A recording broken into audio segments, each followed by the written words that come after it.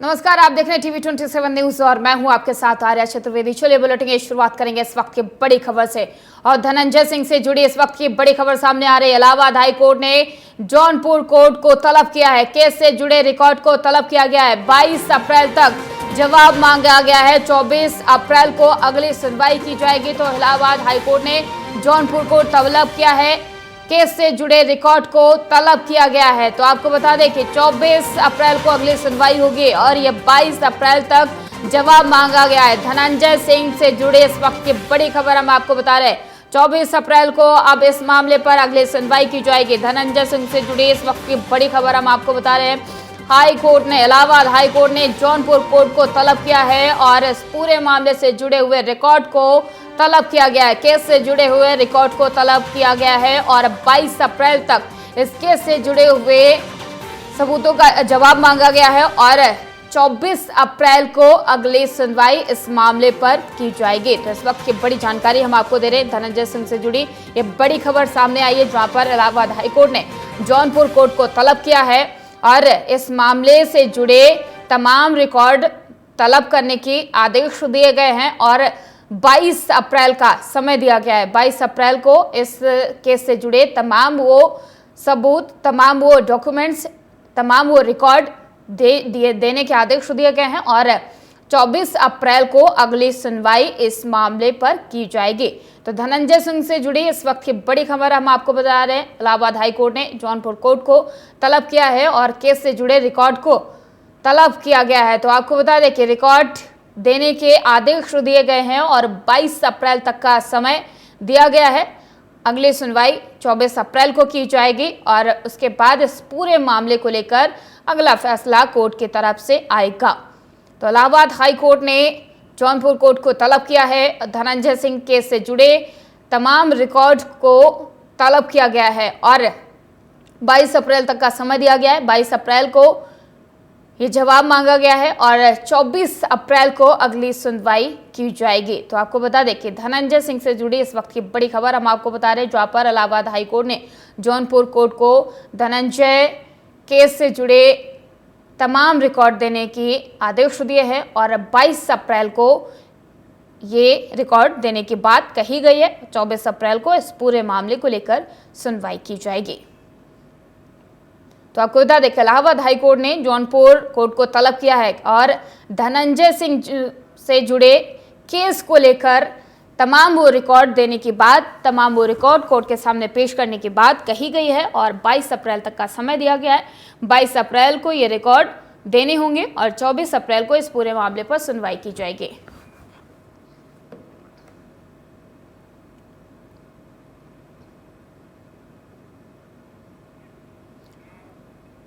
नवरात्रि के मौके पर जम्मू कश्मीर में मां वैष्णो देवी के मंदिर में श्रद्धालुओं का पहुंचना लगातार जारी है। मां वैष्णो देवी के मंदिर पहुंचे भक्तों में उत्साह भी देखा जा रहा है। दरअसल मां वैष्णो देवी के मंदिर पहुंचे भक्तों ने सभी सुख समृद्धि की कामना की है। तो आपको बता दें कि लगातार वैष्णो देवी के मंदिर में भक्तों का जाना जारी है। पहुंचने का जो सिलसिला है भक्तों का वो लगातार जारी है और लोगों में एक अलग सा उत्साह देखा जा रहा है। माता वैष्णो देवी मंदिर पहुंचने के लिए तमाम श्रद्धालु अपने अपने घर से निकल चुके हैं। लगातार ये सिलसिला जारी है और सभी श्रद्धालु लगातार मां के दर्शन के लिए मां वैष्णो देवी पहुंच रहे हैं। नवरात्रि का महीना चल रहा है। नवरात्रि के दिनों में लगातार श्रद्धालु मां वैष्णो देवी जाते हैं और वहां पर मां का आशीर्वाद लेते हैं और उनसे सारी अपनी मनोकामना करते हैं। तो आपको बता दें कि मां वैष्णो देवी के मंदिर में लगातार भक्तों का तांता लगा हुआ है और दूर दराज से भक्त माता के दर्शन करने के लिए मां वैष्णो देवी पहुंच रहे हैं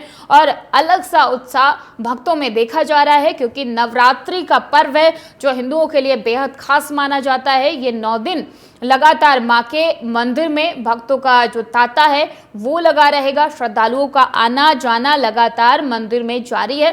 अगर बात वैष्णो देवी का करते हैं तो मां वैष्णो देवी के मंदिर में लगातार श्रद्धालुओं का पहुंचना जारी है और जो ये सिलसिला है ये थमने का नाम नहीं ले रहा है, क्योंकि नवरात्रि का समय चल रहा है और नवरात्रि का आज पहला दिन है और भारी संख्या में श्रद्धालु माता के दर्शन करने के लिए मां वैष्णो देवी पहुंच रहे हैं। अलग सा एक उत्साह भक्तों में देखने को मिल रहा है। सुरक्षा के भी पुख्ता इंतजाम प्रशासन की तरफ से किए गए। तमाम वो सुविधाएं श्रद्धालुओं के लिए प्रशासन ने की हुई हैं ताकि श्रद्धालुओं को किसी प्रकार की कोई दिक्कत का सामना ना करना पड़े और आराम से वो माता के दर्शन कर पाए। और यही वजह है कि वैष्णो देवी मंदिर में तांता लगा हुआ है भक्तों का आने का जो सिलसिला है वो थमने का नाम नहीं ले रहा है। लगातार दूर दराज से भक्त माता वैष्णो देवी के मंदिर पहुंच रहे हैं और लगातार भक्तों का आने का जो सिलसिला है वो जारी है। दूर दूर से भक्त अपनी फैमिली के साथ, अपने परिवार के साथ माता के दर्शन करने के लिए मां वैष्णो देवी पहुंच रहे हैं।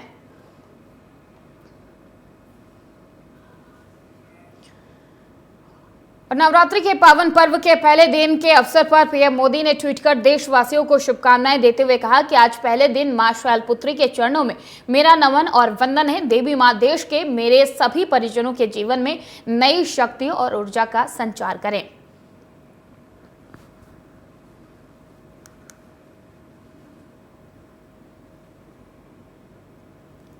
तो आपको बता दें कि आज नवरात्रि का पहला दिन है, जिसको लेकर देश के प्रधानमंत्री नरेंद्र मोदी ने एक ट्वीट किया है। एक्स पर एक पोस्ट करते हुए उन्होंने मां से प्रार्थना की है कि देश के सभी लोगों को सुख समृद्धि प्राप्त करें।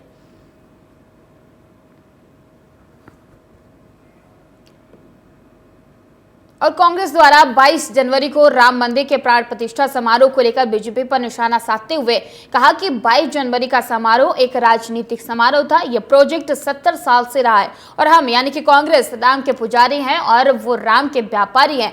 ये आस्था है, ये एक निजी मामला है। तो आपको बता दें कि राम मंदिर को लेकर बयानबाजी थमने का सिलसिला अभी भी नहीं बंद हो रहा है और कांग्रेस सांसद जयराम रमेश ने एक फिर बयान दिया है। उनका कहना है कि एक राजनीतिक समारोह करवाया गया था जो जनवरी में हुआ था, लेकिन हम 70 साल से मां की पूजा करते आए हैं और कांग्रेस भगवान की पूजा करती है और भगवान राम को कांग्रेस मानती है, लेकिन वो लोग व्यापारी हैं और हम धार्मिक हैं। तो ये बयान जयराम रमेश की तरफ से दिया गया है। राम मंदिर के प्राण प्रतिष्ठा समारोह को लेकर उन्होंने एक बार फिर से सवाल खड़े किया है। उनका कहना है कि वो समारोह राजनीतिक था और जो समारोह राम मंदिर को लेकर, प्राण प्रतिष्ठा को लेकर जनवरी में समारोह किया गया था, वो राजनीति से प्रेरित था। तो आपको बता दें कि राम मंदिर की प्राण प्रतिष्ठा तो हो चुकी है, लेकिन जो बयानबाजी का सिलसिला है वो थमने का नाम नहीं ले रहा है और लगातार आरोप प्रत्यारोप का दौर जारी है। कांग्रेस बीजेपी पर हमलावर है तो बीजेपी कांग्रेस पर लगातार पलटवार करते हुए नजर आ रही है। और राम मंदिर के प्राण प्रतिष्ठा को लेकर कांग्रेस सांसद हैं जयराम रमेश, उन्होंने एक बार फिर से बयान दे दिया है। उन्होंने कहा कि 22 जनवरी को जो कार्यक्रम हुआ है, रामलला की प्राण प्रतिष्ठा हुई है, वो राजनीति से प्रेरित था, जिसको लेकर अब बीजेपी पर उन्होंने कई सवाल खड़े किए हैं। उनके धर्म की आस्था पर भी सवाल खड़े किए हैं। उन्होंने कहा कि कांग्रेस पिछले 70 सालों से राम मंदिर की और राम की बात करती रही है और जो अभी लोग कर रहे हैं वो सिर्फ और सिर्फ राजनीति से प्रेरित है। तो ये आरोप प्रत्यारोप का दौर है वो लगातार जारी है। राम मंदिर के प्राण प्रतिष्ठा के बाद भी बयानबाजी का सिलसिला थमने का नाम नहीं ले रहा है और कांग्रेस के सांसद हैं जयराम रमेश, उन्होंने फिर से बीजेपी पर तमाम आरोप लगाए हैं, जिसको लेकर अब एक बयान भी उनका सामने आया है। उन्होंने कहा कि जो 22 जनवरी को रामलला की प्राण प्रतिष्ठा की गई थी, जो समारोह रखा गया था, वो समारोह राजनीति से प्रेरित था और जिसको लेकर अब लगातार बयानबाजी का सिलसिला जारी है। बयानों का थमने का नाम नहीं ले रहे हैं।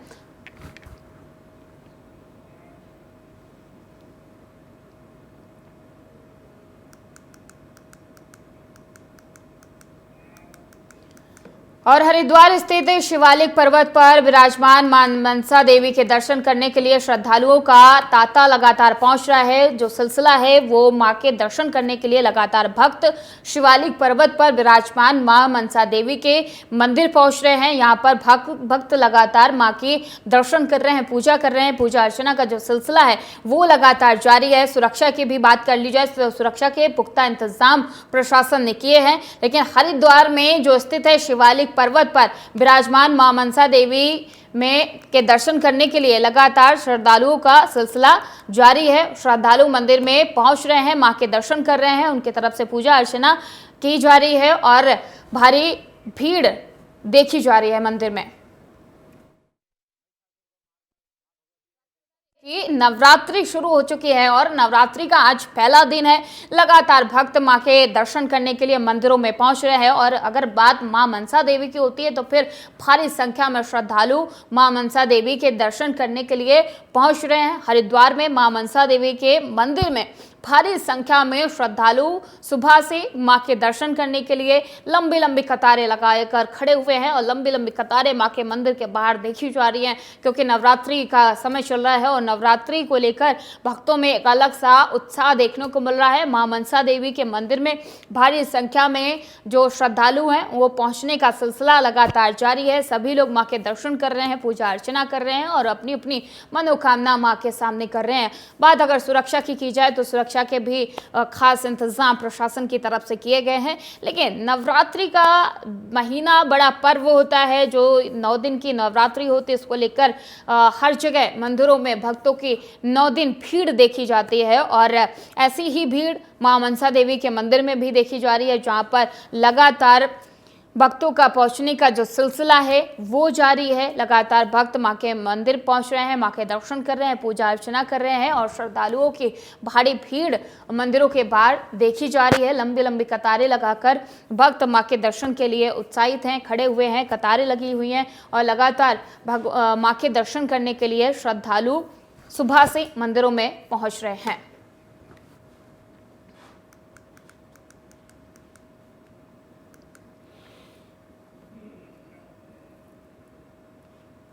नाम है मेरा। करने आए कैसा लगा? बहुत अच्छा लगा एंड मंदिर में आके भी बहुत अच्छा लगा हमें।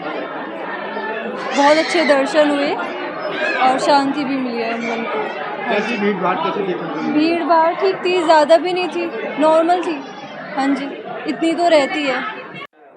माँ भगवती मनसा देवी जिस प्रकार से अपने माँ भगवती मनसा देवी मतलब मनोकामना पूर्ति के नाम से विख्यात है, तो प्राचीन काल में महिषासुर को मारकर माँ भगवती ने देवताओं की मनसा पूरी करी थी।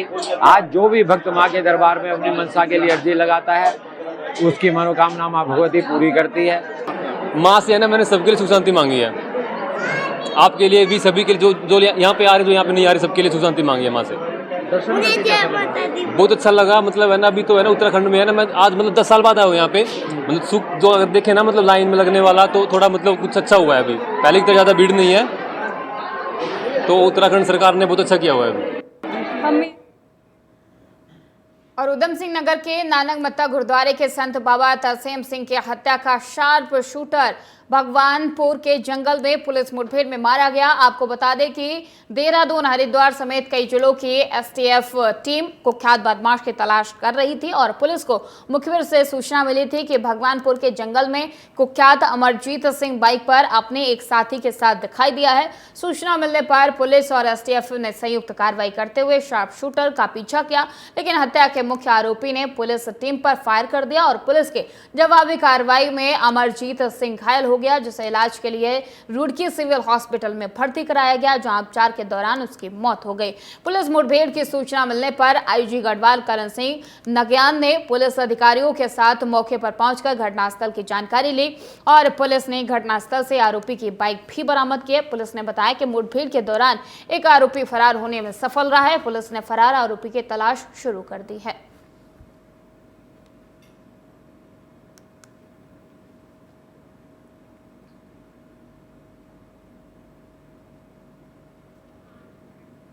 तो आपको बता दें कि बाबा तरसेम सिंह की हत्या कर दी गई थी और इस हत्याकांड के आरोपी का आज एनकाउंटर किया गया है।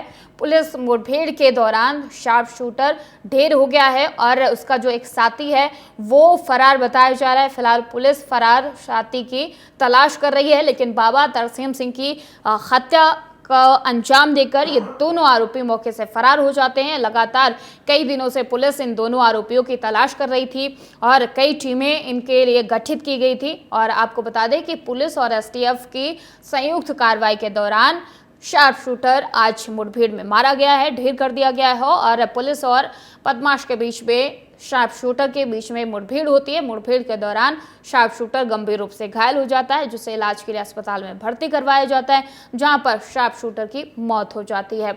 लेकिन दूसरा जो शार्प शूटर का साथी है वो मौके से फरार चल रहा है, जिसकी पुलिस तलाश कर रही है।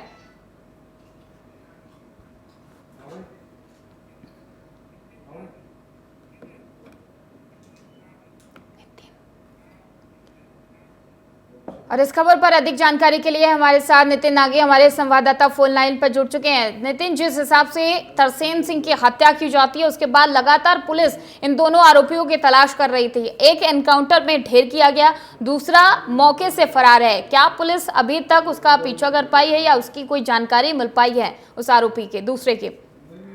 बिल्कुल आर्या, जिस तरह से ये आज सुबह जानकारी मिली कि आज जो तरसेम सिंह जो उधम सिंह नगर वाला हत्याकांड था, इस वाले मामले को लेकर जो रुड़की क्षेत्र है, रुड़की क्षेत्र ये डिस्ट्रिक्ट हरिद्वार में आता है और भगवानपुर क्षेत्र के जंगल में जो है ये कहीं ना कहीं जो ये अमरजीत है और उसके साथी था, ये कहीं ना कहीं देखा गया था। मुखबिर से सूचना मिलने के बाद पुलिस वहां पर पहुंचती है और पुलिस बल जब वहां पर पहुंचा तो एनकाउंटर फायरिंग जब चल रही थी तो एनकाउंटर उसका हुआ और कहीं ना कहीं इसको लेकर जब उसको उपचार के लिए ले जाया जा रहा था तो कहीं ना कहीं उसका जो है उपचार के दौरान जो है मौत हो जाती है। तो पूरा मामला जिस तरह से पता लगा कि ये पूरे मामले में काफी दिन से पुलिस जो है इन आरोपियों की जो तलाश में थी और ये जब आज भगवानपुर जंगल में इनको जानकारी मिली कि आज ये भगवानपुर के जंगल में दोनों आरोपी जो है कहीं ना कहीं से निकल रहे हैं, तो मुखबिर की सूचना के बाद पुलिस ने इनको जब फायरिंग किया, फायरिंग करने के बाद जब उन्होंने पलट के फायरिंग करी तो उसमें कहीं ना कहीं जो ये अमरजीत था इसके गोली लग जाती है और इसको फिर उपचार के लिए जाया था जहाँ इसकी मौत हो जाती है। तो पुलिस इसको दूसरे, हालांकि जो आरोपी के साथ है उसको भी कहीं ना कहीं तलाश रही है कि आखिर दूसरा आरोपी के साथ वाला व्यक्ति कहाँ पर है। पुलिस की अभी जो सर्च टीम है वो अपनी तरफ से लगी हुई है तलाश में कि कहीं ना कहीं ये जो साथी है ये भी मिल जाए। पर ये अभी तक जो सूचना आई है कि जो अमरजीत है, जो ये तरसेम जो ये हत्याकांड वाला मामला था, इसमें कहीं ना कहीं जो है ये मारा गया है। अब ये जो है इसकी डेथ हो चुकी है और ये पूरा मामला जो है पुलिस एनकाउंटर के बाद हुआ है। जी बिल्कुल विपिन, लेकिन सवाल यहाँ पर ये खड़ा होता है कि ये तरसेम जी की जो हत्या हुई है उस हत्याकांड के पीछे क्या कुछ वजह रही है? क्योंकि ये आरोपी तो ढेर हो गया, जब दूसरा आरोपी पकड़ा जाएगा शायद उसके बाद ही इस पूरे मामले की खुलासा हो पाए। विपिन आर्या, सबसे बड़ी बात आपको बता दें, ये जो गुरुद्वारा है जिसकी हम बात कर रहे हैं, जो उधम सिंह नगर में गुरुद्वारा है, ये बहुत ऐतिहासिक गुरुद्वारे में जो ये तरसेम सिंह जी थे, ये यहाँ पर सेवानिवृत्त थे, ये वहाँ सेवा करते थे और एक अच्छे पद पर जो है ये एक अच्छे पाठी और एक ग्रंथी, एक बड़े उनमें इनका नाम था और शहर में नहीं पूरे उधम सिंह क्षेत्र में और आसपास के क्षेत्रों में भी इनका नाम था। और आज जो सूत्र हमें बताते हैं वो ये बताते हैं कि कहीं ना कहीं एक कोई आपसी रंजिशन रही होगी जिसको लेकर जो है ये जो ये हत्याकांड वाला मामला हुआ था। क्योंकि जब ये तरसेम सिंह जी की जो ये बुजुर्ग आदमी है, ये कोई ऐसे यंग भी नहीं है जो किसी से लड़ाई झगड़ा कर सके या कुछ ऐसा, तो अभी पुलिस इस चीज में जुटी हुई है जांच में कि आखिर वजह क्या रही, कि ठोस वजह जिस वजह से ये जो हत्या हुई है, हत्या के बाद अभी हालांकि जो दूसरा ये आरोपी है, जब ये आज नहीं कल नहीं परसों जब ये पकड़ा जाता है तो ये पूरी कहानी निकल के सामने आएगी, आखिर वजह क्या रही है, क्या रहा। क्योंकि अभी क्योंकि ये जो अमरजीत है ये ढेर हो चुका है, तो अब इससे जानकारी तो नहीं मिल पाएगी। पर हाँ, हालांकि और जो दूसरा आरोपी है अब उसकी पुलिस तलाश कर रही है कि जल्दी वो मिले और इसके बाद जो पूरी घटनाक्रम जो है सामने आए। जी बिल्कुल, बहुत बहुत धन्यवाद विपिन तमाम सारी जानकारी देने के लिए। और फिलहाल रुकेंगे एक छोटे से ब्रेक के लिए, जल्द होंगे हाजिर। देखते रहिए TV 27 न्यूज।